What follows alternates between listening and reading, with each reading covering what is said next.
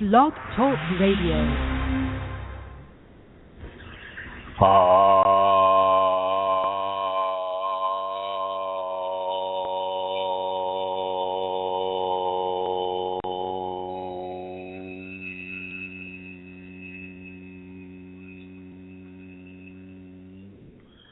Hello everyone, this is Chrism, and I'd like to welcome you to another conversation about your Kundalini awakening experiences. And today I'm just going to move right into it. I'd like to welcome everybody in the chat room, everybody who is listening to us in the future people, everybody who is listening to us on their smartphone or their not-so-smartphone or their computer, anywhere in the world that you may be doing this. And I just want to say it's a great pleasure and a great honor to speak with you today. I'm going to move right into this. It's very important for people to realize that they have specific energetic space around them. You have that energetic egg. Everybody does. Everybody has an energetic egg, an energetic energy field that people call the aura.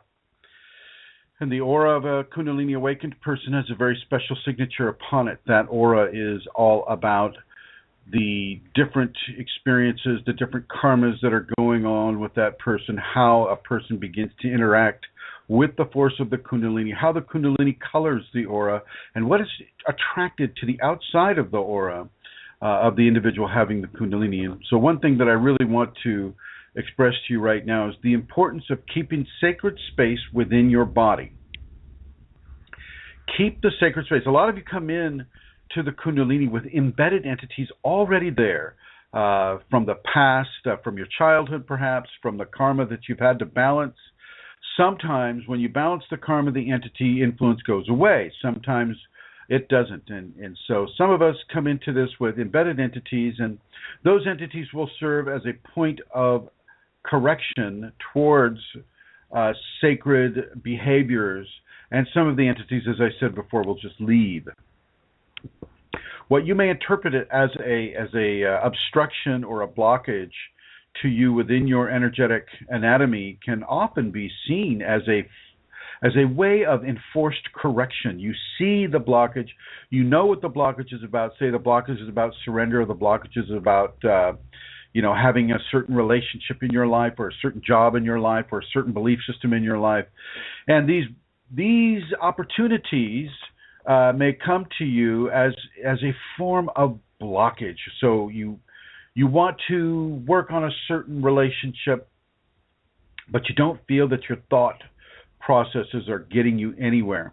And what this is a form of resistance that is cueing you about maintaining sacred space within your system. The more sacred space within your system that you maintain, the less power that blockage is going to have, and the more you do it, eventually that blockage is going to dissolve. It's going to go away. And you'll go on to the next level of work that needs to be done on your equation. Keeping sacred space is very, very important, especially from an inside-out perspective. You must do the work on the inside that you may be able to do the work that will also be coming at you from the outside at the same time. As within, so without. As above, so below. Those are the natural conditions that come when we're working within the Kundalini. And of course, as I've spoken about in other conversations, there are a lot of things that are exterior to the body that are trying to push its way through the aura. Before I go any further, it says, Mary Jean says, the sound is good now, but I missed something at the beginning. It was an ohm, my dear. And I'll be doing that at the end as well. Sound is good. Oh, good. Well, you guys are really sharp. I want to thank the people in the chat room, because I was about ready to just get totally lost in what I'm saying without checking on the sound. And so the sound is good then. Mary Jean, Cole, everybody is okay with the sound. Good. Vincent, Atlanta Seeker, appreciate all of your presence here, but I really want to make sure that the sound is good before I close my eyes and go into the stream of consciousness. And it looks like people are typing. All good. Thank you, Karen's Corner. Very good. Okay, here we go. Launching. 5, 4, 3, 2, 1. within an exterior point of view, we have the entity phenomena, we have discarnate phenomena, we have alien phenomena, we have hungry ghost type phenomena that will constantly try to penetrate the energetic field to, in some way, affect an agenda upon your energetic systems. And so your correct behaviors within the line of the divine messages and the divine teachings being given to you from the Kundalini will determine how your correct behaviors enable you to sustain a high level of energetic current that doesn't allow specific types of interference to occur within you. The practices of forgiveness, of tolerance, of honesty, of unconditional love, of compassion, service towards other people. These are very, very, very strong energizers for the energetic anatomy, as we're calling the auric field. Some entities within you already are going to be attached to a specific chakra. So if you have a really, really, really hard time saying surrender to the Kundalini or surrendering to your teacher, you may want to look at the third chakra and that level of interference that can come with an exalted sense of self, or a sense of self that is so fragile that the entity there will try to do anything it can do to keep you from surrendering yourself to the Kundalini or to a teacher that the Kundalini has assigned you. So you may want to have a look at that. Everything is geared towards testing you, towards giving you an opportunity to be clean of corruptive emotions, corruptive actions, corruptive thoughts. Anything that offers corruption into your equation, your Kundalini is going to guide you away from, even if it sometimes feels like it's guiding you into that. It just means that your level of information is incomplete. We can't know it all at once. Sometimes we have to have that spinal sweep, and all of us must have the activation sequence that is building us through refinement into the spinal sweep. Okay, this is very, very important, because you can't just think, oh, well, gosh, all I have to do is have the spinal sweep and everything's going to be good. Because if you just had the spinal sweep, then you haven't had the refinement process that has built you towards that spinal sweep. And this is really the crux of the teachings that are given through me for you within your Kundalini awakening experience, is that refinement process, that process of giving yourself into this equation, releasing yourself from the bondage of emotional control, bondage of ego control, bondage of societal control, all which manifests within the ego. This is that freedom from those control vectors that can slow you down and provide blockages that don't need to occur for you.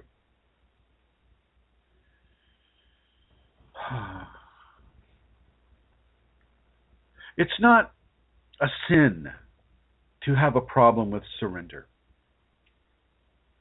It's not a... I mean, sin really means off the mark or off target. It doesn't mean that you're evil or bad or anything like that. People don't really understand what the term sin is, but you're not making a mistake if you're having a hard time surrender, or if you're having a hard time self-correcting, or having your own levels of behavior moderation occur within you. It just means that you have more to go. We all have more to go while we are still in these physical bodies. And part of that more to go is to keep that sacred space within our auric field, within our energetic anatomy, strong. We need to keep that sacred space strong, and do not tie in to the ego manifestations that happen all around us in the Western societies. Don't give in to that. Just as I say that, I'm being given a picture of Peruvian tribal societies, and the last time I was in Peru, how the West was infiltrating the Western society, and ideologies and wants and desires were inserting themselves into these tribal communities, where all of a sudden they want a big screen TV when they're living in a grass shack. They just got their first generator, and so they're having the wires strung from shack to shack, and just having their first experience with electricity and things of that nature. And I look at that and I kind of go, wow. So now all of a sudden they're going to be inundated with the commercialism and the lack of appreciation of the natural forces that the Western technological civilization represents so clearly. And here I am on this radio using our technology to kind of push you into a more tribal, a more jungle-oriented understanding of blending your energetic anatomy into the forces of grace and nature that the Kundalini provides. And so it's really kind of interesting to see them going our way and to feel us going their way. What an interesting world we live in. With surrender, it is a constant level of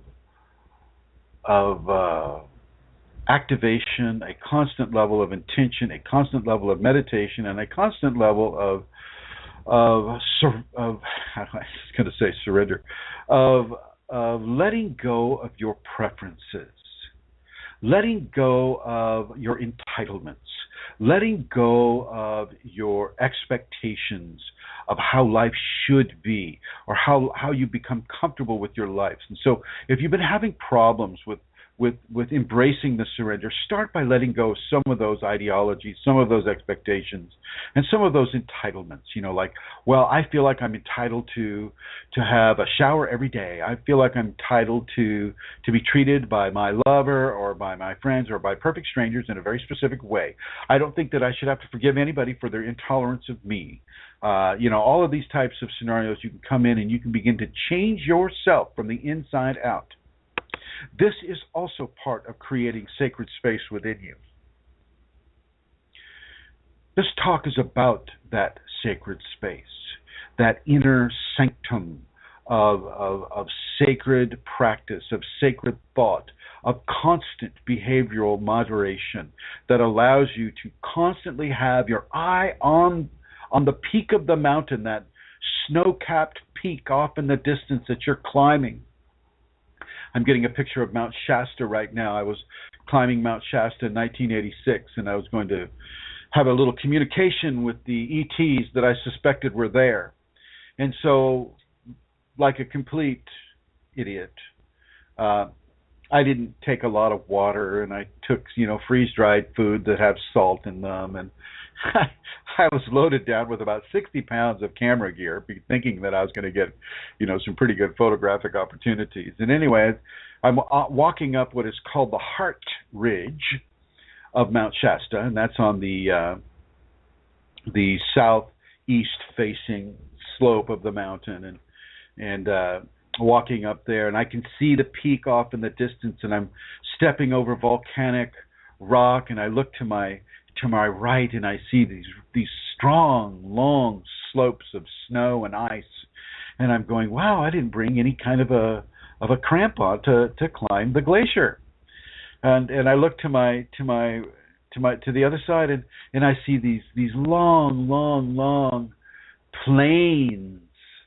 miles of just volcanic rock stacked upon itself, and fairly, if you throw a rock down there, you see these little avalanches of rocks happening. And as I'm walking up the mountain, I almost step on an unexploded anti-tank missile that the Park Service has used for avalanche control, and it looked like it must have hit a tree, and the fins on that missile were bent, and so I knew it was a live anti-tank missile that was waiting for me to step on it and explode.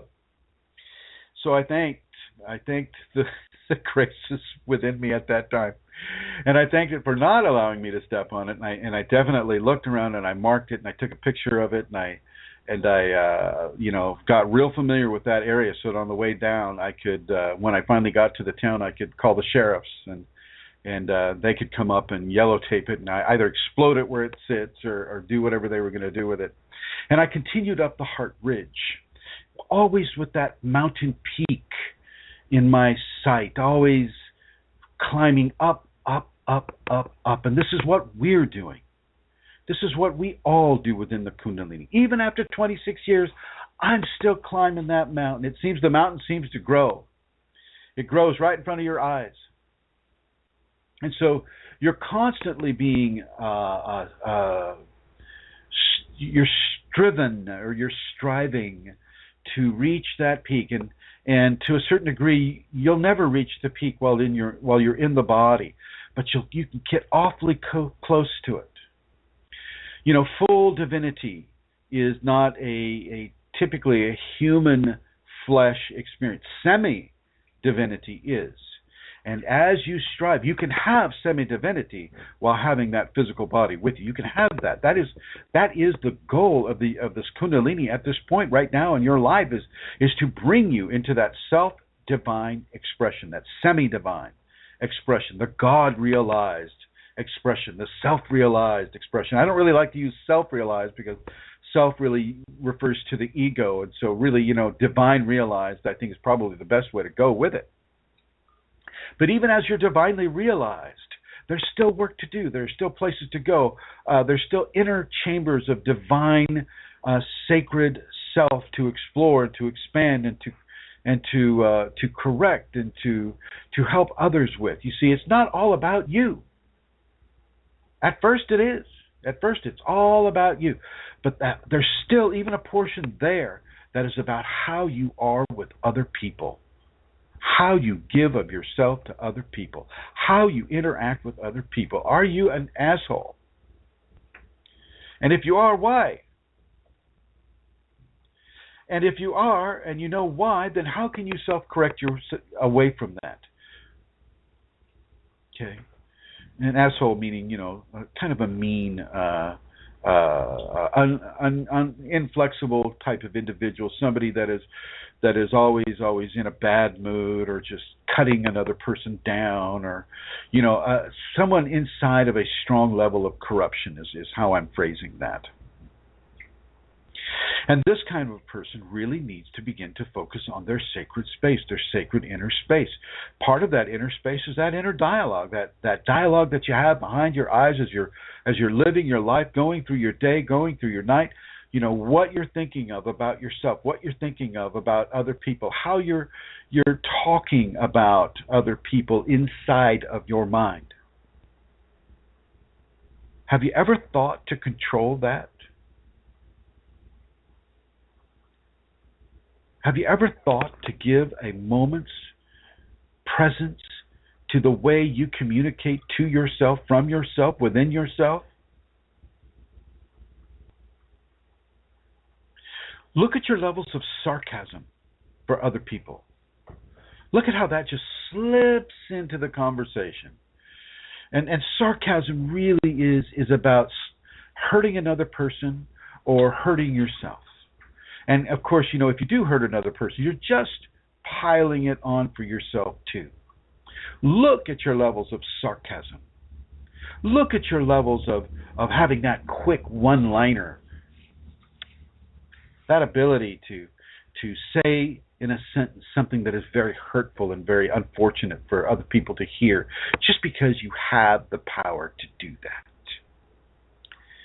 Is this a correct usage of power? And what does this say about the ascended or the higher levels of Siddhic skills or superpowers that the Kundalini will bring upon you? Are you demonstrating to the Kundalini that you're a responsible person with the use of power? By inflicting hurtful sarcasm on other people? Is this that demonstration? Is this what you want to represent? Is this honoring the sacred energy within yourself, that sacred environment within yourself? Is this an honoring of that? And have a look at that. Have a look at how you use your power right now. And I don't mean, it doesn't even have to be exalted powers. It just be the power of walking, the power of smiling, the different powers that we have within our 5-sense continuum. How are you using your intentions? How are you using the power that God has graced you with on this small level within the corporeal system right now? Are you making bombs with it? Are you making quick zingers that you could just, throw at another person just to ruin their day? Is that how you make your day better? Are you spreading corruption through your own bad mood into other people?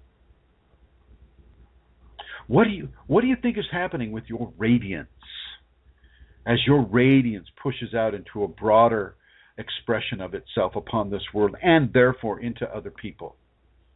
What happens when you abuse your powers, the powers that you currently have, and you abuse those powers and it slams into other people, even unintended people by you?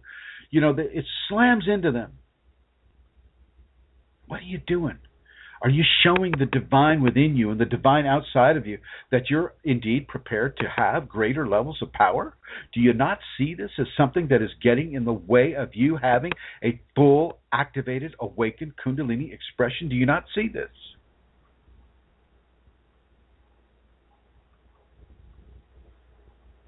With every blockage and every intransigent thought and hurtful thought that you express for another person, it goes in a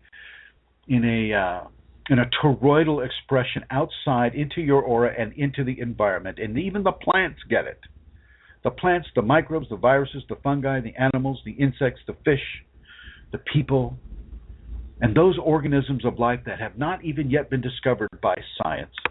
As yet, they all get it, and it attracts very, very specific levels of corruptive forces to you, encouraging you to do more. Oh, come on, Chrism. Yeah, it was a good zinger. Look at that.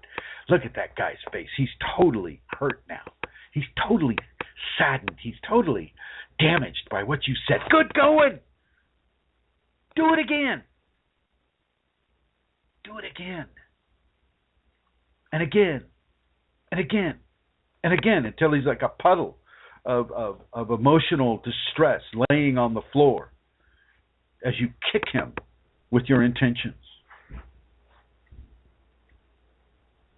This is why it is so very, very important to keep the sacred space within you clear of corruptive elements.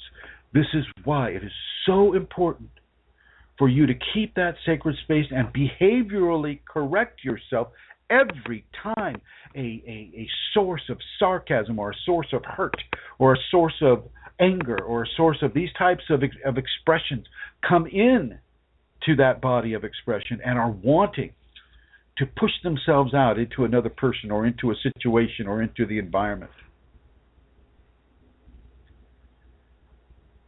Think about you. Think about your sacred space. Think about the blending of all the chakras, not just the chakras along the spine at the top of the head, but all the 17 trillion spinal cords that you have in your body. And how once you decide to set sacred space in one of the bodies, that it will begin to be insinuated into all 17 trillion potential bodies. And I use the number 17 trillion because that's the guesstimated amount of cells that a human being has that makes up the human body. And because, as we know from science and genetics, that each cell has the capacity to grow itself into a complete human being. So that's 17 trillion potential human beings that your one body represents. 17 trillion activated by the Kundalini bodies within you. Forget about the voltage measurement, which is, 1 volt per cell. Forget about that. Look at the divine ramifications of having Kundalini come into a person in an activated state and begin to transform them from inside out with its own divine expression. Think about that. Think about the power that you have at your fingertips, at not at your fingertips, but every patch of skin and hair and bone and blood within you. And look at that and realize how important it is to maintain strong levels of sacred space. A long time ago, when I was like 24, so that would be like 20,000 or so years ago.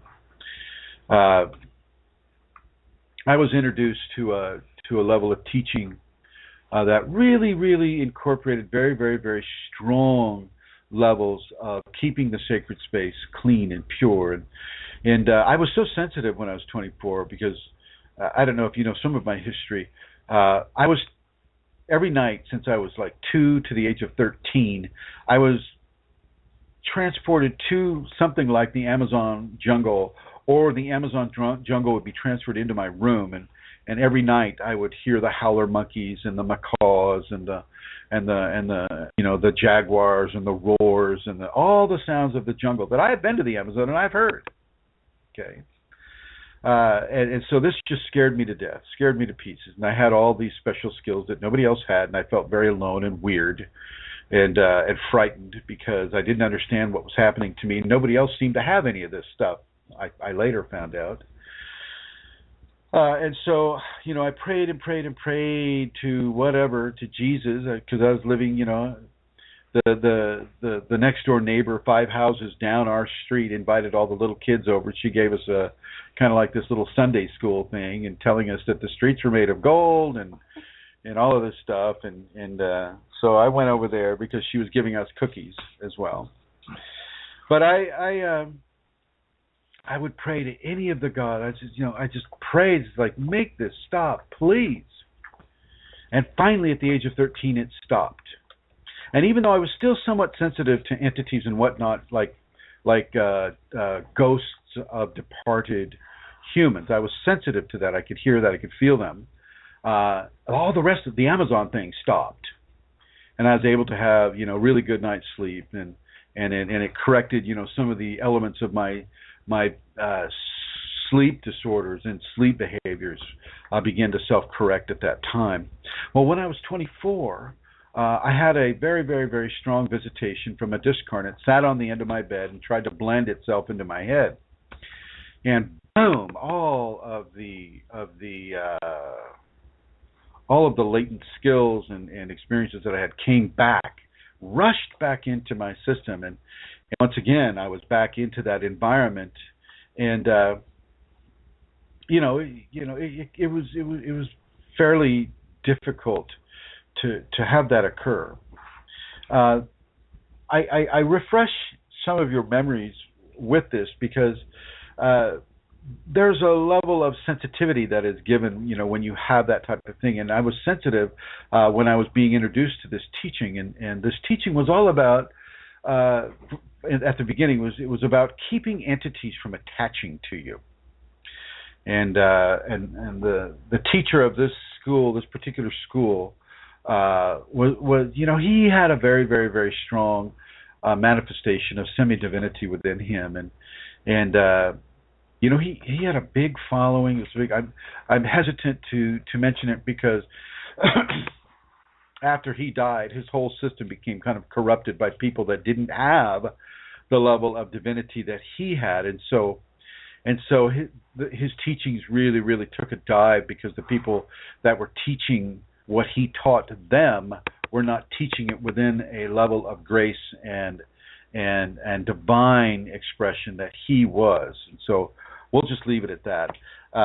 But you'd go into their classroom and you'd see a lot of people. It's almost like they were picking threads out of their face or the top of their head or their arm, and basically you could feel where the entities were tying into you. And you could literally manually remove that. And as you manually removed it, then, they would try to tie in somewhere. And so it was a constant level of manual removal and a constant level of yawning. Y-A-W-N-I-N-G.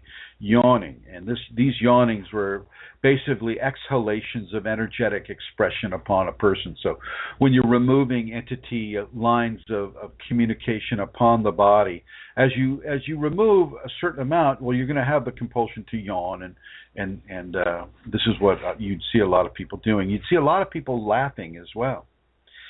And one of the main reasons was that, entities, that's not the word, corruptive entities have a hard time tying in with someone who is in a high level of amusement.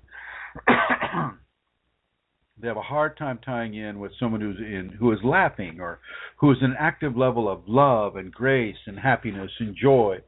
They have a hard time with that, and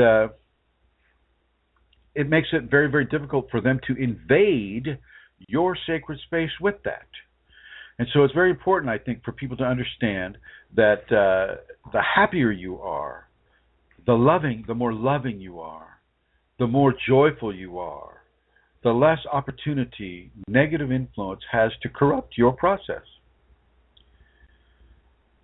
So I just wanted to give you a little bit of that teaching right now as we move through the Kundalini. And it's Kundalini people are the same way, except the Kundalini people, one of the differences between the Kundalini awakening person or activated person and the mundane person or the sleeping person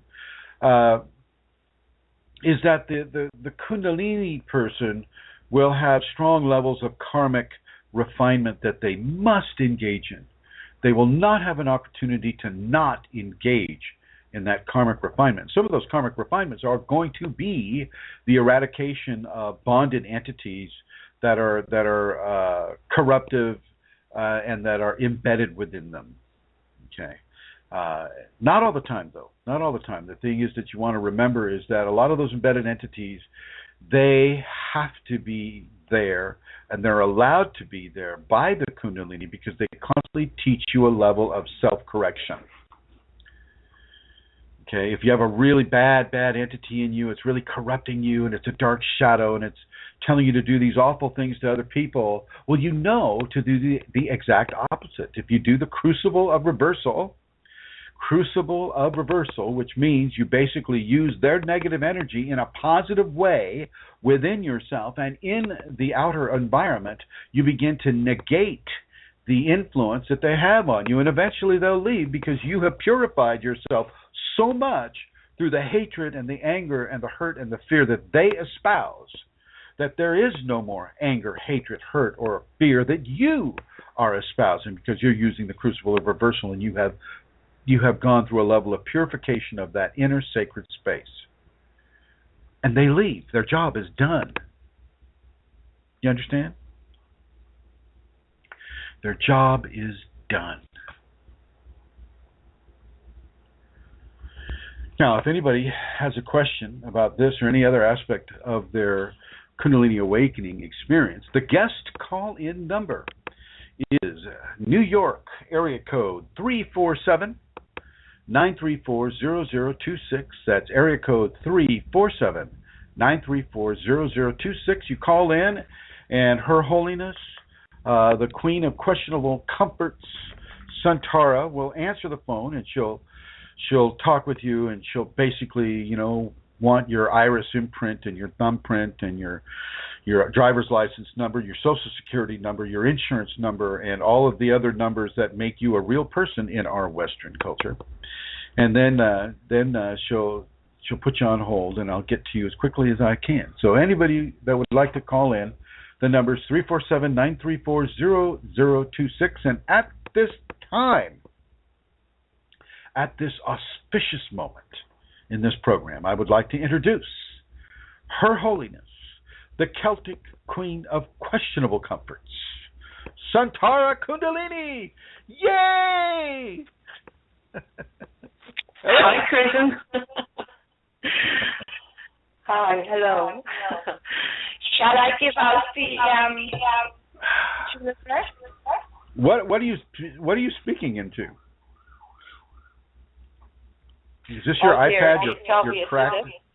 Is it your cracked iPad? What is it? No, what are you hearing? It's not. It's my phone. Ah, okay. All right. Yeah, go ahead. Give out the information if you wish. Okay, I'll do it quickly. Is the sound bad? It's discernible. Are you hearing? Okay. It's www.ascension-kundalini.blogspot.com, and that's where you can go if you would like to make a donation to support the work that Chrism does. We have a few others as well. I'll give you one more, which is easy to remember. It's www.chrism-kundalini.blogspot.com, and there's also a donate button on that blog. So please, if you're in a position to make a donation and you would like to, there are two places that you can go to. If you'd like to make a donation some other way through a bank draft or wire or what's that other one you can do? You go to the post office. Anyway, you can come and contact me on kundalinimatters@gmail.com, and we can talk about other ways to do it. But I'll just give you that address again. It's www.chrism-kundalini.blogspot.com. That's it, Chrism. You do very well. It's like I have a hard time remembering that. It's that .blogspot.com. That's what makes it hard for me. So what experiences have you had, Centaur, in regards to keeping your sacred space pure? Absolutely none, because I'm perfect. Joke. Continue. Okay. Your funny bone isn't working today. Well, I mean, I think it's something that I've been working on since forever, since I was born, but particularly since the Kundalini awakened. I mean, the sacred space is very important. And one of the things that really, when you were talking there about, my interactions with other people, that really hits home, because that is one of the, not the last, but one of the things that I have had to particularly work on, like particularly, I suppose, if somebody says something or hurts me, the automatic egoic response is to want to defend the hurt, and sometimes to defend it with hurting back, or defend some injustice or unfairness that I feel has been done to me. And I would have, that ability you spoke about, the sarcasm or the ability to verbally, hit back. And really, it's horrible. And I've been aware that is something that I have been, changing and self-correcting for a while. And it's good to hear you speak about it again. Because those are the very times that, when you respond, let me talk about myself, when I respond in that manner, I'm opening myself up for more corruption, really, to go further with it. It's like, it's just such an important thing to self-correct on. And so, I think you mentioned, did you mention it like being a tidal wave of, sometimes when I get into that place, or when I got into that place, it would just, blossom or expand. And so, I mean, in terms of, you can't have a sacred space around you. I mean, you can be doing other things, you can still be doing a practice, but how authentic is that? If I am, on the other hand, not being, being that way with people. And I think that's crucial, because it really is how we are with other people, and that defines, I was going to say who we are, but defines what, how we are within a Kundalini context, within that aspect of, semi-divinity. We can really fool ourselves. I know that I certainly have at times, because I'm doing A, B, and C well. But this particular aspect that you particularly spoke of, that's something that really, I think, I need to be constantly aware of. That's it really, Chrism, I think. No, that's great.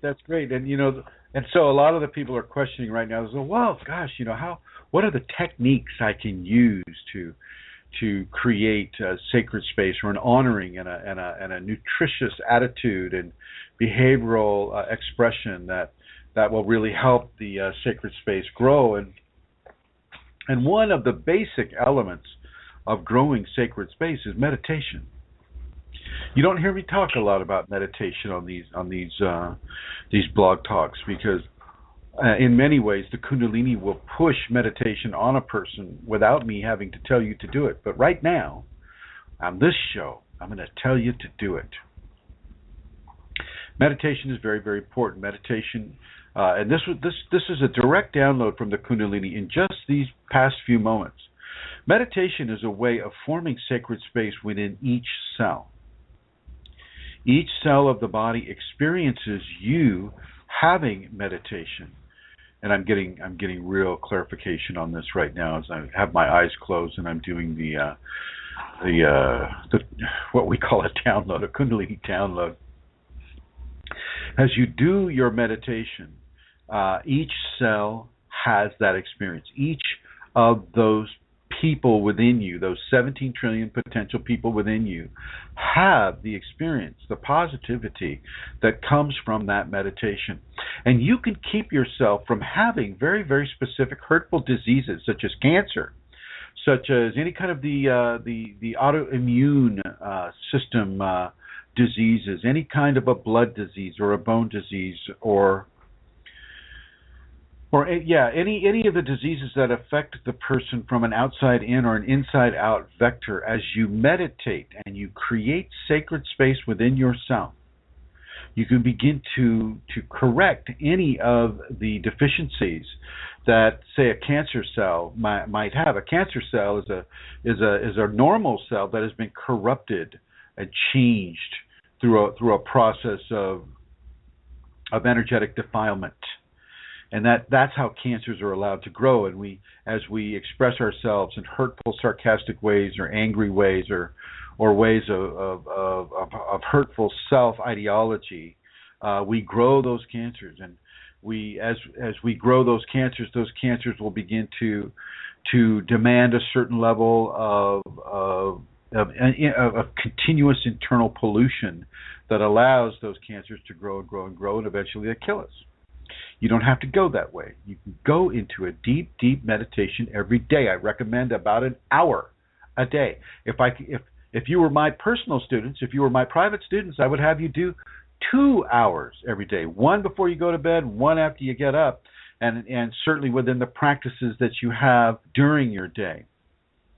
That's in a perfect world, and we're not all on the same page within our Kundalini teaching, certainly not with any of my private students. They're all different. They're in all different pages of their own particular Kundalini awakened or activated scenario. But I will suggest to all of you and all of them that 2 hours a day, not 5, not 6, but 2 hours a day of just silent, still meditation can work a wondrous, miraculous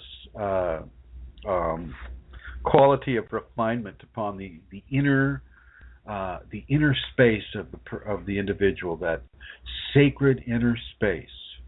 And you get to know yourself this way. You get to know the cells. You get to know where the problems are. You get to know where the blockages are and why they're there. You can even see the entities that are embedded and trying to affect a certain agenda upon you. From an energetic standpoint, you can even see them, and you may not be able to dislodge them because some of them are there by virtue of the Kundalini, allowed to be in place by the Kundalini to keep you having distinct opportunities to self-correct. But some of them, like say an ancestor or a dearly departed family member, somebody like that, they don't need to be there. They can just go. They can go with God, go with grace, and you can help relieve any fear that they might have by glomming onto you as a bright light when they were floating around watching people at their funeral or things of that nature. So there are many of the entities that you can dislodge as you go into yourself and as you begin to merge with your divine radiance. Remember, meditation is a form of merging with that divine radiance. Divine radiance is with you all the time, and so when you go into meditation and you go into that sacred space, you are basically bathing in radiance. Radiance bathing, we'll just call it that. Okay? Radiance bathing. And Karen's Corner on the Flash Chat group, she says, so meditation energetically aligns all of your cells to your sacred space. No. It does not align all of your cells. It is not. It's not a cure-all or a fix-all. Some of your cells are in a very specific position due to your karma and due to where your focus and intention of life actually is. But meditation can energetically help yourselves come into the specific alignment that your karma and their karma demand for your sacred space. And so that's a very good question, Karen's Corner. Thank you. Thank you for asking that. Yeah, it's not going to fix everything, but it can go a long ways towards bringing specific influences into a certain balance within you. Meditation is crucial. And I'm talking about stillness meditation. I'm not talking about a walking meditation or a driving meditation or a jet skiing meditation or a skydiving meditation. I'm talking about a stillness meditation, a meditation that brings you silently and strongly into your inner sacred spaces, into that bathing in your own Kundalini radiance, the Kundalini radiance in the activated state that is driving you to self-correct, driving you to practice, to do your practice. You should feel incomplete in your day if you have not done your practice. By the practice, I mean the safety protocols, the 5 Tibetans, the tongue up, the finger lock, the eyes up, the chin slightly down as you're doing your meditation. Okay? And then any of the locks that come into place, the bandhas, these are locks that are kind of like elongated kriyas that lock your body in a certain way, in a certain position for a certain amount of time as you do your meditations, and that will affect your breathing and how you breathe, and whether it's rapid, whether it's shallow, whether it's deep, whether it's slow. Your Kundalini during meditation is a time when your Kundalini can really come in without you as the ego person fighting it or resisting it or in some way trying to devalue or invalidate it within your system. And so it's very, very, very positive. Do the meditation, my friends.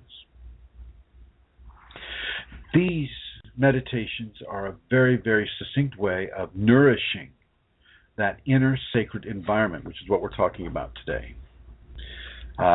Meditation, it can do all the great things that we know, like lower the blood pressure, lower the heart rate. You can begin to do forgiveness meditations where you just focus on forgiving people that have harmed you and forgiving yourself and if you had harmed them in response, or compassionate meditations where you just feel love for everything that is suffering pain, but only as far as your Kundalini will let you. I remember I had one friend of mine who passed, and this could have been one of the reasons why he passed. He was a very, very psychic individual. His name was Tony Hernandez, a dear friend of mine from high school. And he felt the world being, inflicted with such disarray and such imbalance that every night he would go into a meditation where he would run the world's hurt and dysfunctionality and corruption through what he felt was the purity of his heart. Ouch. He would run that through his soul, through his heart, every day as a kind of a meditation, it's kind of giving a healing to the world. And this did not end well for him. Did not end well at all. What he was taking out of the picture was karma. What he was taking out of the picture was that people have to have their bad times as well as their good times.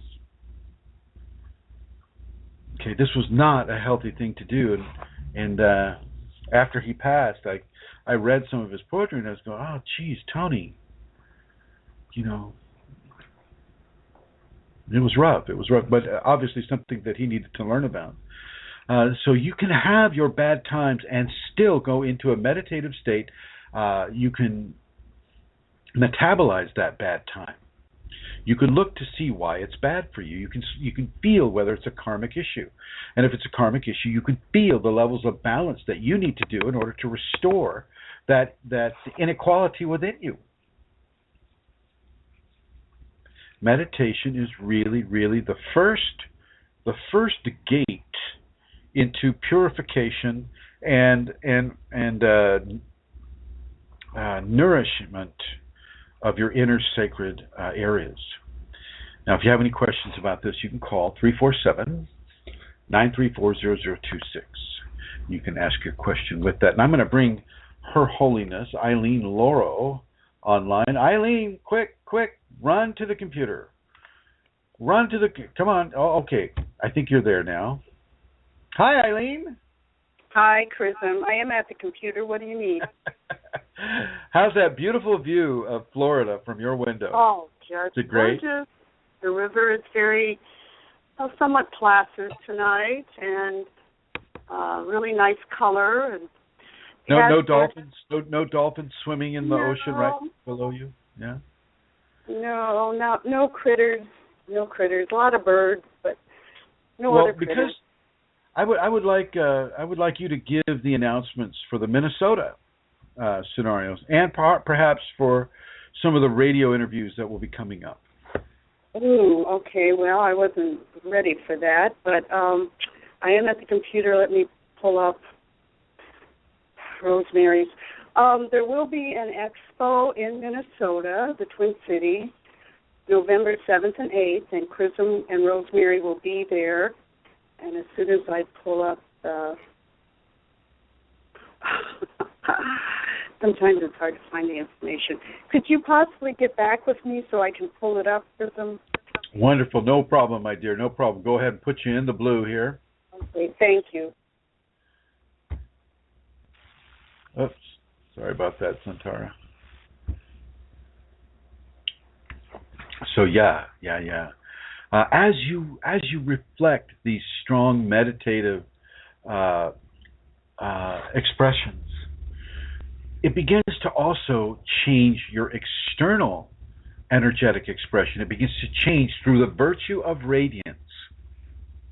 It begins to manifest in the people around you. It begins to manifest in the creation around you, the insects, the fleas, the mites we have about 350 different species of mite within the human scalp, and all those little mites will get, they'll become, balanced in their energetic equation, and everything will start to work for you rather than against you, or rather, than joining in a corruptive influence that may be embedded within your body or coming at you from your own tormented mental perspective within you. And so, as you do the meditation, you begin to untorment yourself. You begin to untie those knots of corruption that are hurting you, that are causing you pain. And one of the things that I really want to say as we're talking about meditation is that when you drink alcohol, I don't care if it's a glass of Chardonnay or a shot of tequila, which I know is Santara's favorite. When it's that way, for people, it's a joke about Santara. She doesn't do anything but massive quantities of wine.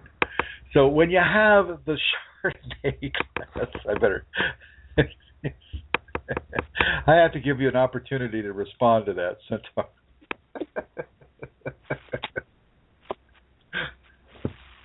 I think she hung up on me. Oh my God. I'm doing the I am not amused.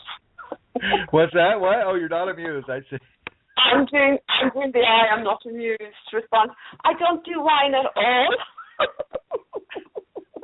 I did though. But not so much in recent years. I know. I will never be allowed. It's been a few years. It's been a few years. I get that. I like to kid you about it every now and again. I bet you do. All right, back in the blue. You're saying that. Back in the blue. It's hard to hear you on your phone. Something's not right with it. So I'm gonna go ahead and put you into Mr. Shiva here. There we are. Sorry about that. I know I cut you off, but I couldn't tell when you were going to speak. Stop drinking the alcohol, folks. Stop drinking the coffee if you're within, say, the first 5 to 8 years of your activation or awakening. Stop it. You never want to drink the alcohol again. The caffeine you can probably partake of later on as your kidneys and your adrenals adjust to the changes the Kundalini is giving to them. But the alcohol should never, ever be used again. It really erodes the emotional control that a person has. And you'll have far, far more really hard and harsh Kundalini explosions of emotional distress the more alcohol that you drink. And so really do your best not to have alcohol anymore. Okay? Take alcohol like Chardonnay or Cabernet or what do they call that kind? Gewürztraminer or any of them. Take the beer, take the lager, take the Bud, take the Coors, take the Heineken, take the, what do they call it in Ireland? Take the pints out of your system. And I know for a lot of you that are engaged, it's just like to have that social drink every now and again after work. Oh my gosh, you go to the local watering hole, whatever that is, the local bar, and you sit down with your friends and you go and you talk about work, or you talk about life, or you just sit down and relax and let that buzz work its way into your system, and of course all the entities that are collecting there in that bar also get to work their way into your system. But you don't know that because you have the buzz so strong that you don't feel the entity incursion. But you get it later on when you're trying to have a nice emotional dialogue with your spouse, or when you're trying to focus on something that requires deep concentration, and you have the Kundalini all at the same time. And keep the alcohol out of that, my friends. It will not help you with your inner sacred environment. It will not help you with your meditation. In fact, it's a very, very strong corruption into those processes. So take that out of your equation completely. And I know you're going to have all your friends. You're going to have to maybe change some of your friends. Maybe if you have to go to the bar, then have water with a lemon in it. And it looks like vodka or something like that. You can get away with that, I guess. But you don't have to drink the alcohol, even if you're at a restaurant or a bar. You can have orange juice on ice. You can have cranberry juice. You can have you don't have to have alcohol. So just know this, and I just want you to know this, and I want you to really understand this. Understand that. You don't have to have marijuana either. You don't have to have marijuana and go, oh, well, I'm using the sacred herb because, it's like, it's like my spiritual experience that I like to use sacred herb for, and I just like, I only use it when I'm praying and when I'm, being spiritual, and it's what I like to. You don't do that with the Kundalini. You don't do that. And I know the Rastafarians, that's how they do their religious, ceremonies. And the people in India that call it Bhang, B-H-A-N-G, they're also, trying to use it as an expression of their religion, and that's fine. That's fine. But with Kundalini, it ruins your focus. Yeah, sure. For the time being, you can get into a sharp focus. It's like that other drug that they use in Africa a lot. It's called KHAT, CAT. And CAT, it'll really give you a very, very strong level of focus. It's kind of like their, natural methamphetamine. And you get a real strong level of focus, but you also get a real strong level of addiction to that. And so you want to keep yourself away from that. You want to keep yourself away from any exogenous, meaning outside of yourself, any exogenous force that is going to give you a shortcut into doing what you just need to do yourself with your own intention and self-discipline. And I'm talking about meditation here. I'm talking about meditation. And I want you to meditate as much as you can. At least do those 2 hours if you can. Now, I know 2 hours is pushing it. I know I'm asking for the world. You got an 18-month-old kid running around the house. Oh, good luck with 2 hours of meditation. You have to choose your times. You have to choose your times, within that type of a scenario. And so I understand that I'm not asking a small thing of people. I'm not suggesting a small thing. It's not easy. And I'll be happy if you can just get an hour in a day. And some of you are going to have to split that up into 2 sessions of half an hour apiece. But you come out here to visit me at the ashram. I have folks flying in from Norway at the end of the month, and I have students here already, and as we begin to come together as a group at the ashram, we will be doing at least an hour of meditation at the ashram every single day, or wherever it is we end up going. We'll pull the car over. We'll do that meditation. It's very, very. It's a strong action of refinement within your system. It can really, really save your life when it comes to your health.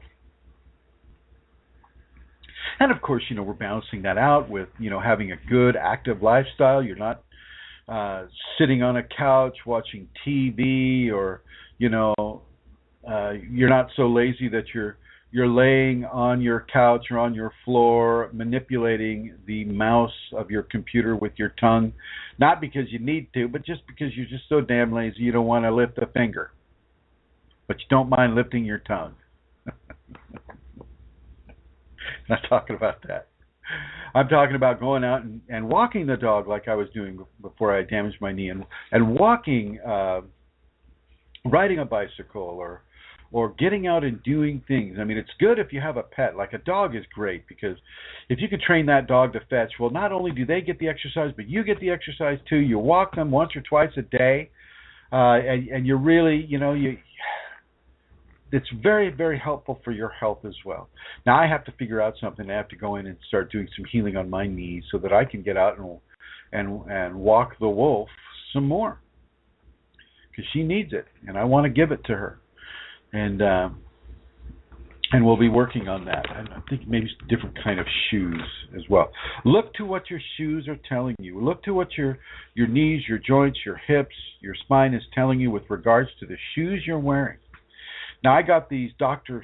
Scholl's sandals for $20 at the Big Five Sports here in the United States. And I went all through Europe. I went through Ireland and England and France and Switzerland and the Alsace region of France, and they held up pretty well, and my knees were okay, and so I'll suggest that for anybody that's got a knee issue. But do pay attention to what your body is telling you. Do pay attention to your diet. Here's something that happened. It amazes me. My Shakti told me go in to the health food store and buy up all these vegetables. So I buy all these vegetables. I got Bulgarian onions, for crying out loud. I got carrots and lettuce, organic baby lettuce, and celery, and all of these things. And she had me put them in the fridge, and she won't let me partake of them.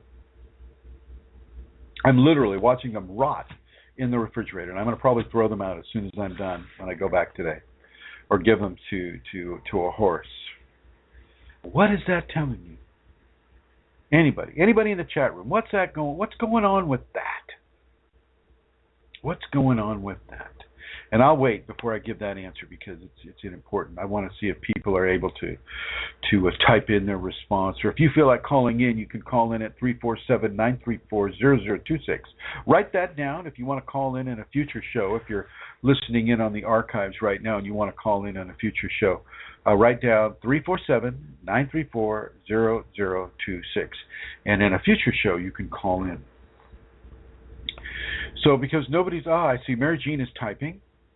I see all these thought balloons above Atlantis Seeker and Heli Heinonen and Vincent and Cole. It's like, wow, what does that mean? She had him buy all those veggies and all those things, and sitting there rotting in his refrigerator. She won't let him partake. What's going on with that? What is the teaching there?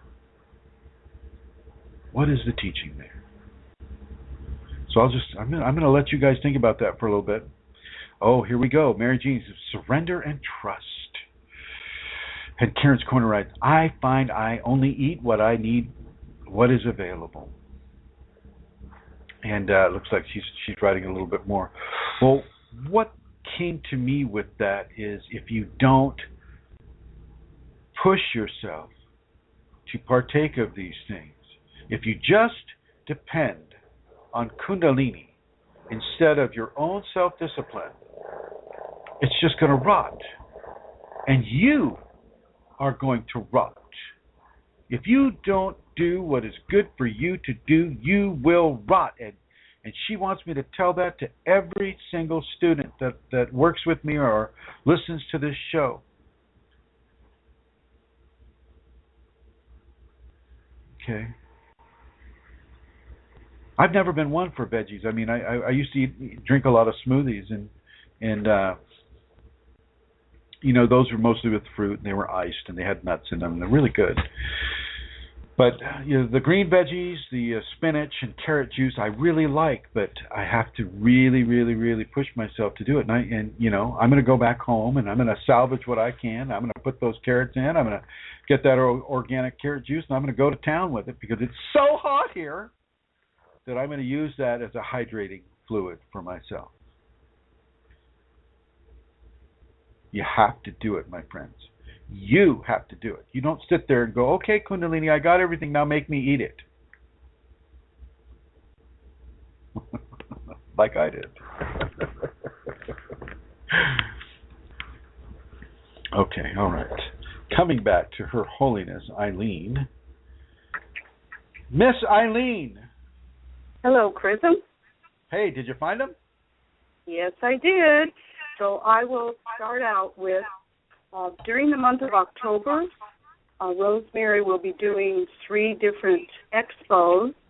I won't give the details because someone can always call her. I'll give that information in a bit. And then Minneapolis Holistic Expo is on November 7th and 8th, and Chrism and Rosemary will be there, booth number 38. And Chrism will speak at 3 p.m. on November 7th, which is a Saturday, at that particular expo. And then the seminar is the following weekend, November 14th and 15th, and it will be held at the Best Western Dakota Ridge Hotel in Eagan, Minnesota. And for further information, you can contact Rosemary G at usinternet.com. That's Rosemary G at usinternet.com. Her phone number is 651-329-9615. And the other thing that's happening is Rosemary is currently doing film screenings of the movie Kundalini, the month of September and the month of October. There are many of them set up, and if anyone's interested, contact Rosemary. And I think that's it. Thank you, Eileen. Thank you very much. And clear and concise. I really appreciate it, my dear. Thank you very much. All right. Thank you. Okay. And back to the Shiva with Her Holiness there. And coming over to the Queen of Questionable Comforts. Questionable Comforts. There she is. Hello, my dear. Okay, I'm holding the phone now. Is that better? That's much better. Thank you. Now, have you had time to collect any questions from our groups? I have a few, Chrism. I had a lot more, but I had fierce drama before the program began, so I have a few. I had to write them down. My iPad has cut me out of anyway, it doesn't matter. So here goes the first question, and you slightly referred to it. What do you think of the dance of Bandaz? That word, can you pronounce it, please? The what? Bandaz. Oh, the Bandaz. Bandaz, okay. Is that how you pronounce it? Yeah. Bandaz. What's Bandaz? Are they beneficial or not? Well, bandhas are, the Kundalini will automatically put a person into bandhas. Bandhas are locks, L-O-C-K-S. They are locks that, they're kind of like a kriya that the Kundalini pushes the body into and then holds it there for much longer than a kriya. One of the most common bandhas or locks is the tongue up behind the upper front teeth. That is a bandha lock. Another lock would be the forefinger tip and the thumb tip put together with the other three spread out. That's another bandha. And that will also be, you'll just find yourself all of a sudden having that bandha lock, and the Kundalini is controlling that. Also, it will tilt your head slightly forward when you're doing meditation in order to stretch out the spine a little more. It can also bring the diaphragm up under the rib cage as a form of holding the dantian, or the second, third, and the second and third chakra in a position of alignment, in a position of control from the Kundalini itself. And so there's a whole series of these bandhas that the Kundalini can bring to a person, and it'll bring it to them all at once at the same time. The rectal lock, when the rectum or the PCB muscles are exerted and they're held continuously. All of the bandhas can be held continuously at the same time, and this is called the Maha Bandha. Maha meaning the great lock, or a series of locks that constitute the great lock. And so bandhas are actually, they're crucial elements to the Kundalini activation and awakening. And so, all of my students are practicing the eye lock, or with the eyes up, looking at the third eye, so to speak. And they're practicing the finger lock. They're practicing the tongue lock. Some of them are practicing the chin lock. Some of them are practicing the rectal lock. Some of them on their own, maybe guided by their own Kundalini to practice the Mahabandha. You only do that for a certain amount of time. And this is a way of focusing the Kundalini. The Kundalini itself will use these locks as a way of focusing itself as it penetrates deeper and deeper and deeper and transforms more aspects of the physical being into a form of expression that can embrace semi-divinity. So what I'm saying there is, I'm not saying that the Mahabandha or the Bandha themselves exert total transformation upon the person, not at all. But what they do is like they prepare the ground for that to occur through other means that the Kundalini will bring to the person. And so it's like fertilizing the soil before you plant the seed. The locks or the bandhas begin to bring Kundalini into the system in a way that the body knows to do. The body totally recognizes Kundalini. It understands it. It knows what to do. It knows that the fingertip and the thumb tip need to come together. It knows that the eyes need to go up. It knows that the tongue needs to go up behind the upper front teeth. It knows what to do. It's the ego that is so used to controlling the body that has no clue. No clue at all. It's the ego that is really, really, really kind of causing a disruption in the appreciation of what is occurring with the locks or the bandhas. And so the bandhas themselves are kind of an automatic expression that is triggered by the Kundalini in a human being that allows the Kundalini to bring itself in greater levels of fulfillment inside the cellular structure and the energetic anatomy of an individual. Okay, any of you can quote me on that. Okay, that's very, very basic. And it's a good question. Santara, thank you. Next question. There was a video that you did some time back, I think it was in LA, and you mentioned in this about an organ at the back of the neck, and the question was on the group, and it asked you what was the name of that organ, and you said it was the hammer. And I wonder, would you just say a little bit about what the hammer is, its function, and why it's there? Is it physical? Hammer. Is it energetic? Sure. Thank you, my dear. The hammer is what I hit you with if you don't do the practice that I ask you to do. True. This is true. Granted, it's a rubber hammer, but I tell you what, I go to town. No. The hammer. That's any of my private students, they'll tell you. The hammer is indeed, it's an energetic organ. It's how should I say it? It is physical and energetic at the same time. The MDs won't know where it is. Oh, well, that's part of the lower occipital area where it connects to the spinal collar, and because individual folds of the brain don't have motor neurons, therefore they can't move. So it's bullshit. It is there, and a lot of the ancient understandings correlate with that presence of it. And what it does is it modulates the amount of energy that's coming in to the seventh chakra, or the top of the head and the brain. It modulates.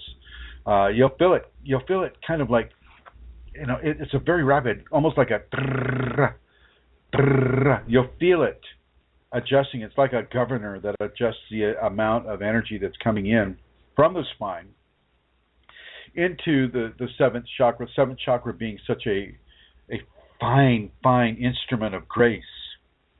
You'll notice that I very rarely mess with the seventh chakra at all. It's a fine instrument of grace, and the hammer is there to modulate that flow. So, for instance, if you're doing a lot of practices, say Reiki or Theta this or Enochian that, or some sort of system that is heavy on egoic control of energetic structures within the body, and they're saying, okay, now just send it right up the spine. The hammer is going to be going, okay, I'm waiting, and it's going to deaden it. It's going to block it to some degree so that it doesn't come in and hurt the seventh chakra or the crown chakra of the individual. Now, sometimes if there's a karmic lesson for that person to be learned, then indeed they will get to terrorize the crown chakra for a certain amount of time, and they will reap the energy for that. And you'll also know that when a person is smoking marijuana or drinking alcohol or taking any number of drugs, that the amount of energy that is put into the crown chakra will not often be modulated by the hammer. The hammer, that stuff opens up all the portals, and so that it's way too much for the hammer, and so the hammer knows just not to turn on. Like methamphetamine, it's a great one, or heroin. The more that people do this, the more they burn a series of holes, or they place a series of scars, energetic scars, on the energetic envelope that is being emanated by the seventh chakra, the crown chakra, and this is where a lot of entities can come in and inhabit the channels of telepathy, the channels of transmediumship channels that are on either side of the fontanelle, and so these become polluted, and the individual starts seeing demons or ghosts or weird insects or things that are basically there to scare or to frighten. And a lot of like what delirium tremens is for the alcoholic, the methamphetamine or the heroin user will also have these types of things. And the hammer will not be activated because the person is making very, very specific choice to force, very strong amounts of energy through the crown chakra and bypassing the hammer in a way. And I know you're going to hear a lot of people, well, Chrism, the brain has natural receptors for cannabinoids and cannabinoids, and therefore it's been part of our genetic design for thousands of years now, and therefore, we should be able to eat as much marijuana, smoke as much marijuana, do whatever we want with marijuana, and forget about the hammer. Well, it's not so simple, because what is good for the mundane sleeping human being is not necessarily good for the activating or awakening human being. Very, very, very two different types of human being. And the awakening or activating human being needs to allow that hammer to modulate pure energies, which follows right into our discussion about sacred space. It allows the energy to, first of all, be pure, and second of all, to be modulated by that hammer that is at the back of the neck, where the skull connects to the neck. And so, that hammer plays a very, very crucial role. And if you start hearing it or feeling it beating against you, and you'll understand what's going on with that. It's not subtle. It's like, oh, I got to try to feel the hammer. It'll turn on automatically, and it'll start beating away, and you can feel it very, very, very clearly. Next question, Amelia. Thank you. That was great, Chrism. Thank you. The next question is from the group again, and it's, what is your opinion on the Kabbalah code? Kabbalah. Little bird, little Kabbalah. I don't understand what's happening today. Everything is all a blur. That's what it reminds me of. Kabbalah. That's from Fiddler on the Roof, everybody. Which is actually, it's a good answer, because Kabbalah is the whole Jewish mystical tradition of finding information about the Kundalini, and actually maybe even activating the Kundalini. But as three of their sacred personages found out, having the Kundalini and wanting the Kundalini are two very, very different things. One committed suicide, the other one renounced his religion, and only Rabbi Akita was able to have and hold the divine grace that Kundalini brings, that their Kabbalistic system brought him to. He did something called the Pardes meditation, and the Pardes meditation is a way of doing a very specific meditation that would help your Kundalini come up in no uncertain terms. They don't let that out so much. But yeah, Kabbalah, the Kabbalistic systems, I think, are one of the pathways that are available for people within, say, the cultures that recognize Judaism and that people might feel called to. It's a very, very, in many ways, it's a very, very long, drawn-out process. You got to follow the words of this person and the words of that person. You got to land on this Sephiroth and that Sephiroth, and go to this planet, go to that planet. And, it's kind of they're the ones that have that whole tree of life symbol, the Kabbalistic tree of life, and you'll see that it's comprised of 10 or 11 little circles that you have to reach. It's kind of like a game in a way. You roll the dice and you say a meditation and you go to the Sephiroth and you go, okay, I'm on this Sephiroth, and this certain position requires you to do a certain kind of meditation, certain kind of prayer, certain kind of understanding is given to you, and then you jump to the next one, and then that sphere of influence that has its own teaching and its own meditation. You go, and then you go you go into this. A really good person, I think, to talk to about this is Elizabeth Dalton Gonzalez, who isn't here today. Anyway, she's gone through the whole Kabbalistic 9 yards, and she basically said, it's for a Kundalini person, it's a fairly easy thing to do if you're pre-activated and you come into the Kabbalistic system with Kundalini as an activation sequence. You just blow right through it, which means you don't really need to do it because you already have what it seeks to generate. It's like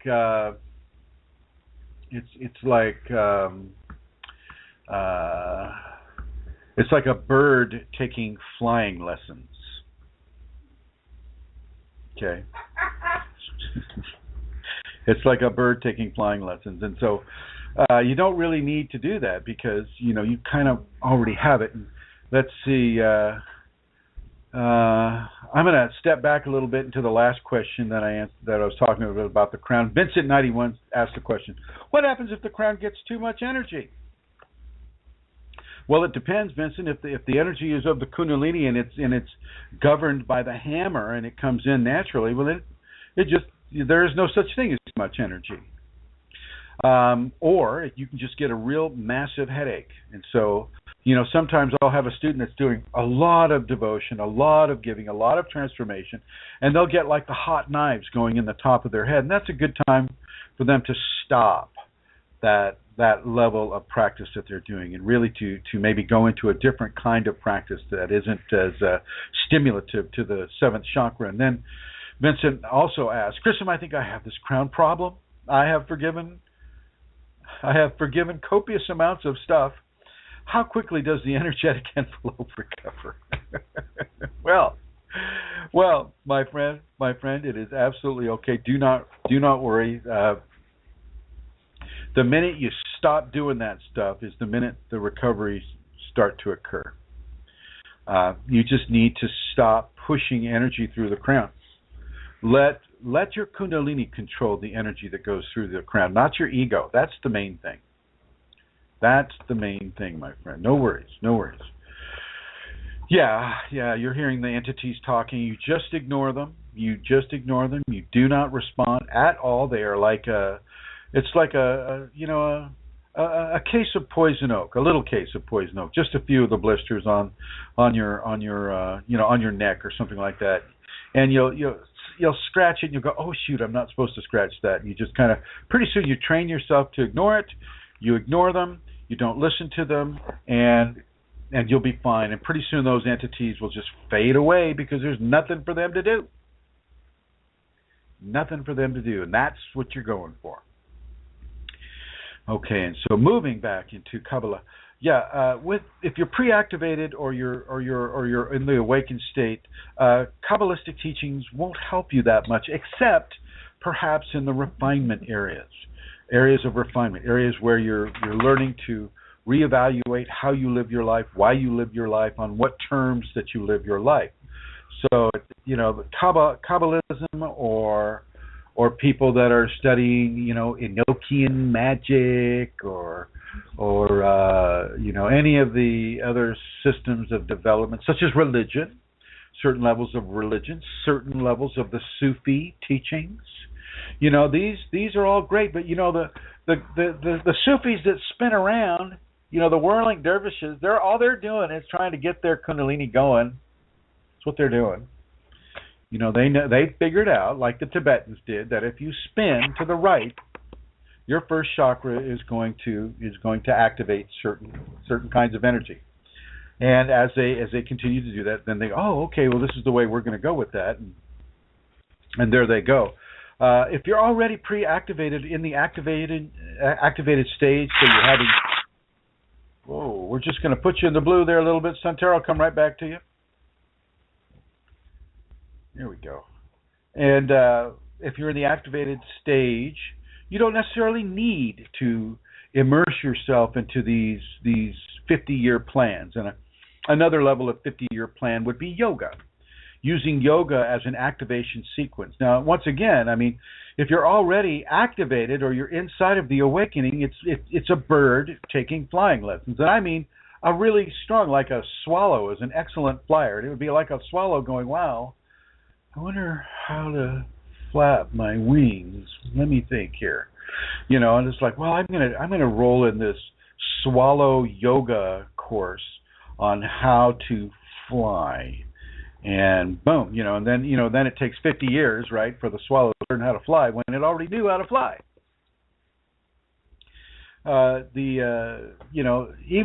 got a lot of these yogas. They're called Kriya Yoga, which is Yogananda's form of yoga. And, a lot of that is dependent on another ego-infested individual to determine whether or not you are ready to move into the next area. And so, it's not just your ego that you're working on, it's their ego that they're working on too. And you just have to trust that their examination of your acceptability into the next level, is right on course. And, it isn't always that way because people are fallible and people are in different levels of their egoic training, and so they can make that mistake and then consign you to another 10 years, before you're allowed to even come into the Kundalini. And so I don't recommend these areas, except for those who need to be in strong levels of refinement, like prisoners or something like, people that are really, working through karma, working through these different levels of negative expression. And so I think it's very important that people understand that you don't need to go into Kriya Yoga, you don't need to do yoga, you don't need to do Kundalini Yoga. I'm getting a few beeps here. Is everybody hearing me okay? Cole, can you tell me?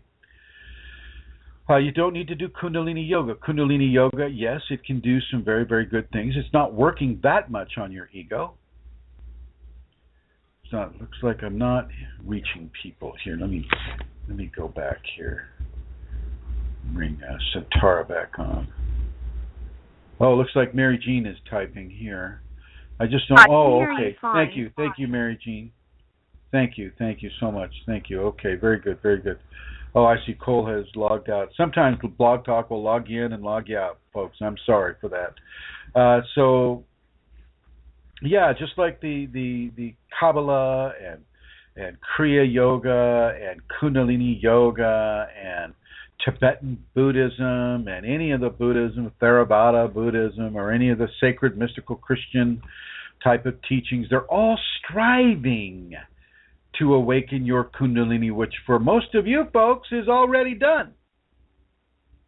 You've already done that. You're already in the activated process. Already there. So you don't necessarily need to do that. But I understand that people have the need for camaraderie. They want to know that other people are going through very similar, if not the same things that they're going through, so that they're not going into something that is so strange and so bizarre and so unheard of. They want company. They want the security of the flock. Oh, please, God, let me be a part of this flock if it's appropriate for me, right? And so what I'm saying is that this is your flock. Kundalini awakening, Kundalini activation is your flock. You do not need the Kabbalistic flock.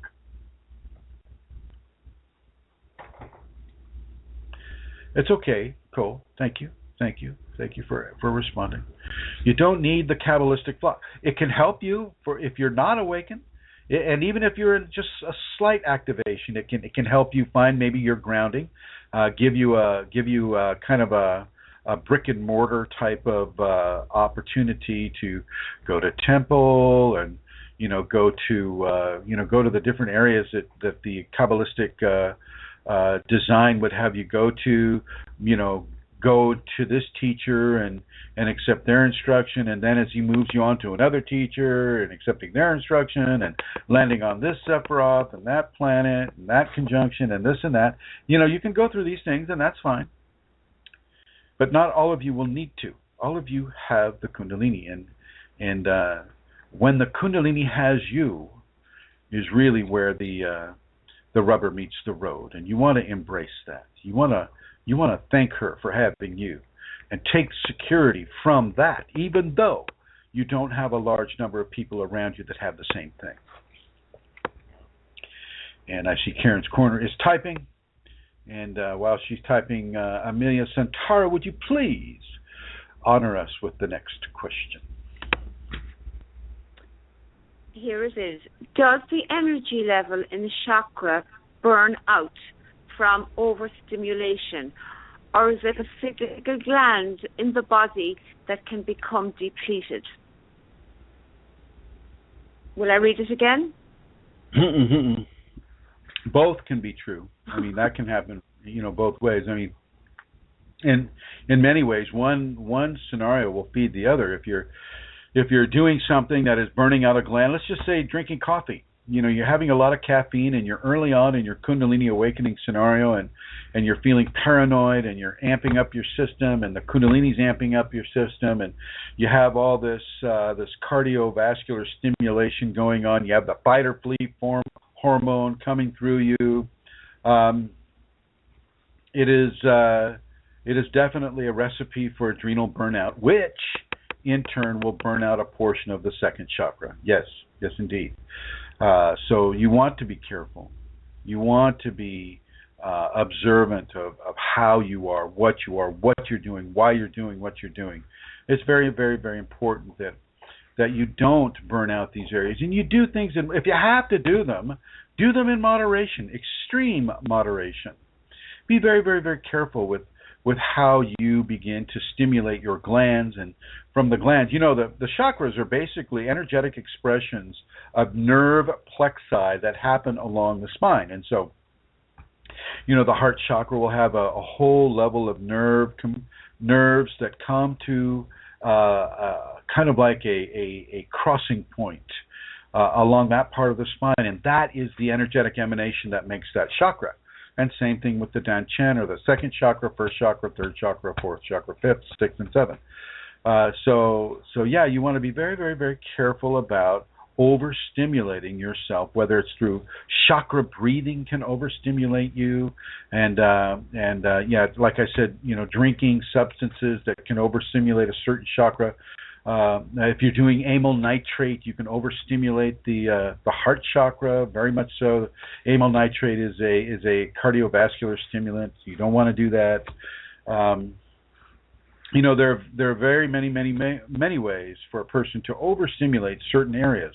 If you're taking testosterone injections or treatments, if you're a guy and say you're having the difficulty with an erection, and you're taking all these testosterone treatments, and the only reason you're having difficulty with an erection is because the Kundalini is taking that energy away, but you want that erection so bad that you're just going to go straight over to that naturopathist or that MD, and you can say, give me the purple pill, Viagra, I believe it is, Viagra, or give me testosterone, or give me some sort of a thing that allow me to have that erection the way I want to have it. Well, yeah, you can burn out that first and second chakra by doing that, and you can have a really, really, really difficult time ever having an erection again, or having the power modulation that comes from the second and first chakra, certainly with regards to maintaining an erection, but also in the areas of creativity, in the areas of energetic management, the areas of survival, and in the areas of grounding, in the many different areas. So it's very important that you don't overstimulate any of the organs, or allow your ego and the comforts of the ego to challenge what the Kundalini is doing if it takes energy out of a certain part of the body. And so it's very important. Now I'm going to step backwards again. I'm going to go to Karen's Corner here. And she is saying, with regards to the Kabbalah question, she is saying, is it strange that I do not feel the necessity to be a part of the flock? I find that when odd things happen to me, I know that I am not the only one, and it is okay and part of the process. It is not strange, Karen. I think that, or Karen's Corner, I understand that as well, but not everybody does. Not everybody gets that right off the bat. So they want, especially in the beginning stages, they want to be part of a flock. They want to be part of a set situation that allows them to have very, very factual information that doesn't make them guess about what is happening. They want solid, grounded information that everybody else is doing. They don't want to be different. They don't want to be alone. They want to eat the same grass that everybody's doing. They don't want to eat that other special grass because they don't quite know. It doesn't look like the grass that they're used to having, and so therefore they want to come into an area where the grass is the same as everybody else is eating, and everybody's on the same page, and we're all coming from an equal and fair position of energetic and informational dissemination. And so this is what a lot of people want to have. That you don't have that is not strange at all. It just means that you're a little more comfortable with what is occurring with you than they would be with what is occurring with them. And moving forward into Miss Santara, what's the next question, my dear? The next question is, can a healing be given to a person's aura? Can a healing be given to a person's aura? The aura is an expression of each of the chakras. So you'll have 7 layers typically to an aura. if a person is, let's say that a person has a damaged second chakra, right? So that person has a damaged second chakra. Say they've overamped their second chakra. Say they decided to take that Viagra or that testosterone, and they've kind of burned that one out, and they're suffering now from adrenal burnout. They're suffering from energetic burnout. They have chronic fatigue syndrome. They have endometriosis. They have a lot of different things going on with them right now that is tied directly into the second chakra.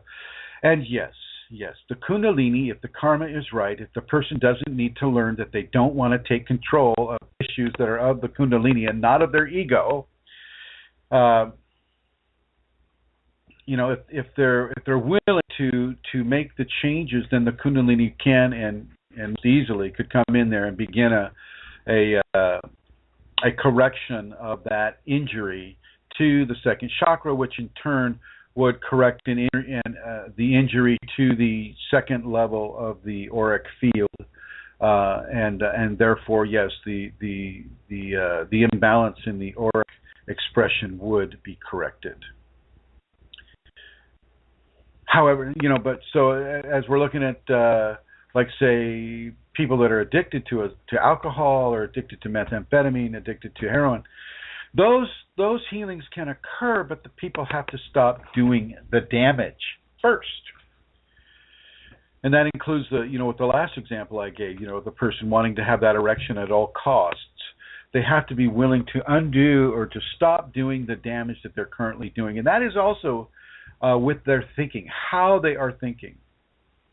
How are they thinking with regards to, oh my gosh, I want to have an erection so bad but I know that it's just going to make me feel so bad, but I still want that erection, but it gives me chronic fatigue syndrome, but I still want to have that thing. And so they still have to correct their thinking. They can't just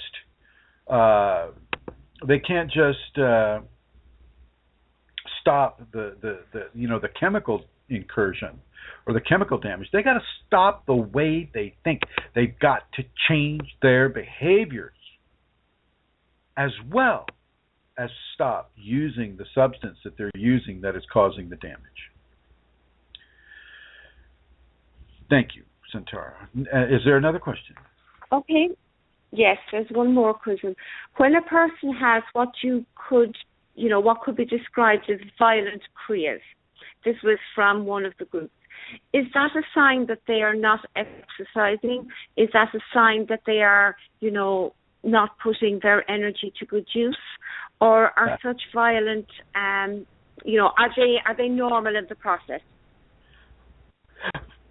No, it's not a sign of a lack of exercise or a lack of anything. It's actually a really, really good expression of the Kundalini on the body. There is nothing wrong with really strong. If you're sleeping with somebody, they could be in harm's way. I mean, literally. I have seen people in bed getting 3 feet of air. In 3 feet of total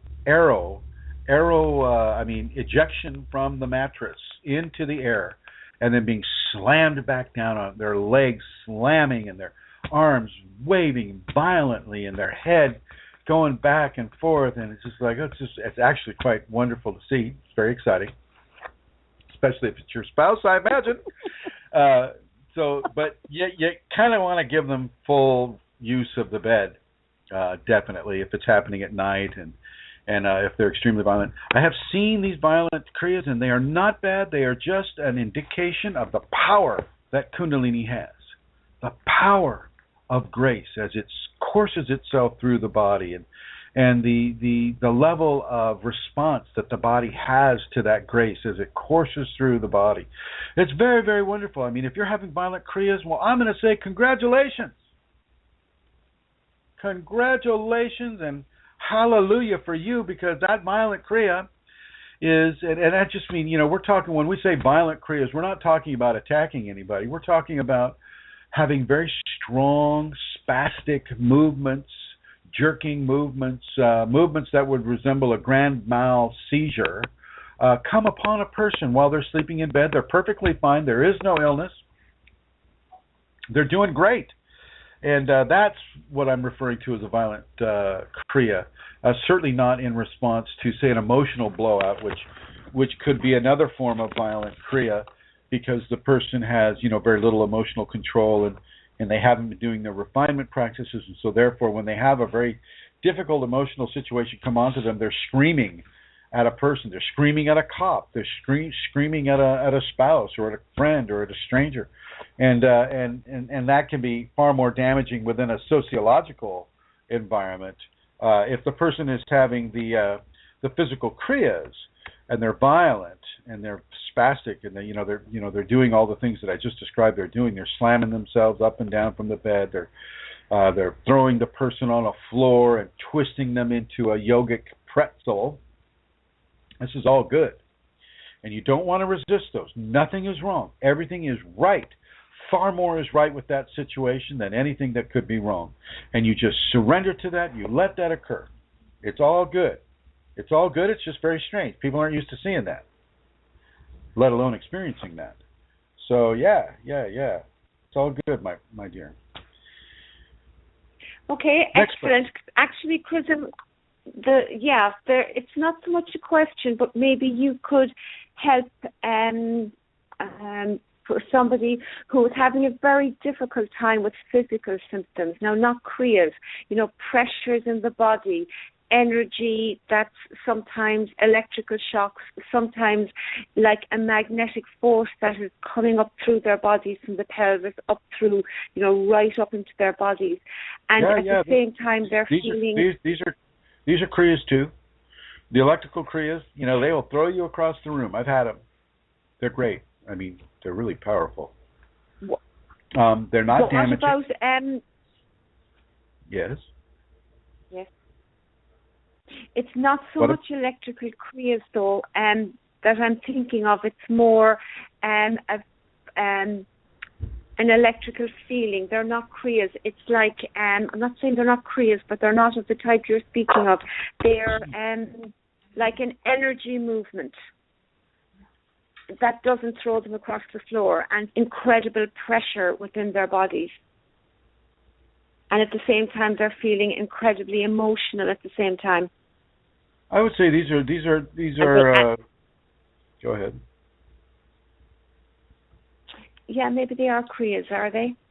Yeah, they're kriyas. They're kriyas, and the kriyas are affecting the emotional body too. And their fear, the fear that's being generated in them, is also, giving them a level of response that would be seen as difficult or seen as an expanded level of anxiety and issue about it. Emotional kriyas, can coincide with physical kriyas. Electrical kriyas are a real deal, and they don't have to be 8,000 volts worth. They can be a steady stream. So can the magnetism. And this is the stuff that really destroys your computer. This is the stuff that will harm your computer, harm your phone, harm your watch, even your car batteries and the computer systems in your car, because the magnetic field that a person having Kundalini can be so strong that it will literally begin to short out programming in those areas. And as the programming or the software gets shorted out, so does the hardware get shorted out. Motherboards, goodbye, type of thing. And so, that is normal. That is kriya oriented, my dear. And if a person feels this is agony, what can they do? If they're really distressed by it because it's painful, it feels like agony. Agony. I mean, it's like huge. And they're saying, what can they do? Yes, I'm surrendering, and this is going on and going on and going on. Stand by. Well, they're not surrendering. They are resisting. Mm-hmm. They are resisting, and it's the resistance that is causing the pain. They're saying in their mind, I surrender, but their ego is going, I'm not surrendering, and it's that response that will cause the pain. Their higher mental functioning self can surrender till the cows come home, but if the ego doesn't, guess what? They're going to have pain. how can they bring themselves into a position of, having the ego surrender? What can they having devotion to the Kundalini, worshiping the Kundalini, giving control of their life to the Kundalini. And if they have a teacher, giving themselves to the teacher, giving themselves to the Kundalini and maybe a teacher that it has given them. Totally beginning to walk and live and talk and breathe and eat and sleep. Surrender to the Kundalini. Let there be no other agenda. No other agenda before that. And that will take care of that. Okay. Yes. Okay, Chrism, thank you. Just a second. Now, just along the lines of, chakra burnout and chakra healing, and even with this last person having the, these difficult levels of Kriya activation, I want you to know that Whole Foods has a certain kind of juice drink that I'm going to recommend for people. It's a mixture of watermelon juice and lemonade juice.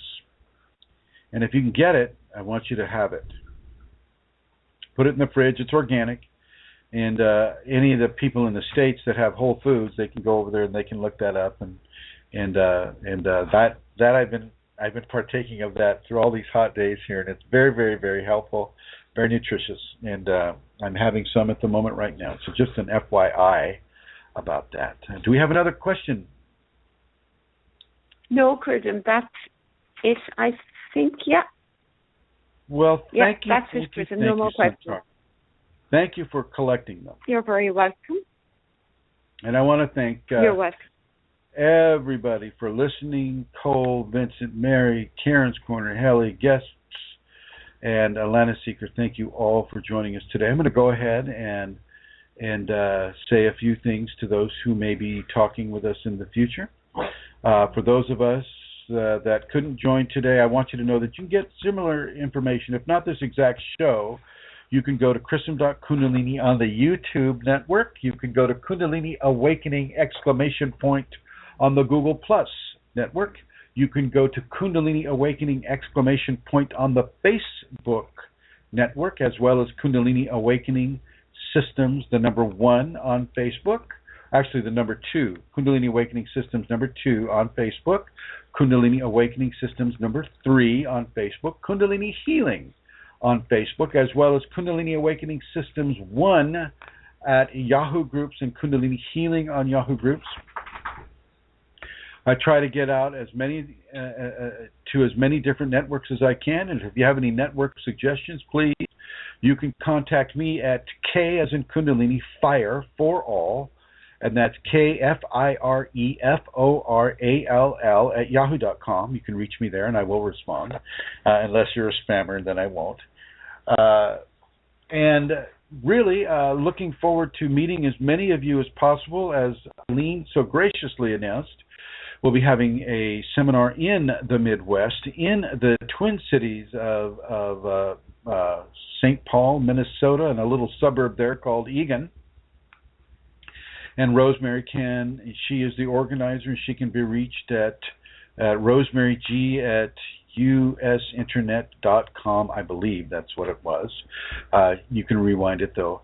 I want to thank Eileen for making those announcements. I would like to thank dearly my co-host, Santara Kundalini, from the Emerald Isle, which means, the island of Ireland, and from her new perch above the Atlantic Ocean festooned with sharks, where she can actually see the shark fins turning around as the tide comes in.